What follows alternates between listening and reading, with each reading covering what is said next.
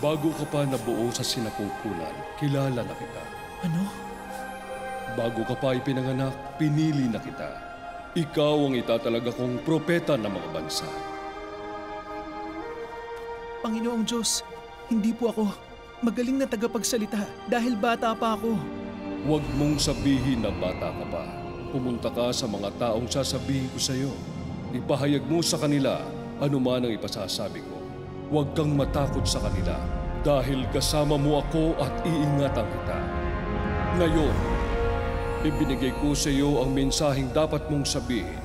Ngayon, ibinibigay ko ang kapangyarihang mangaral sa mga bansa, sa mga kaharian upang sila ay bunutin at ibagsak, wasakin at itapon, itayo at itanim.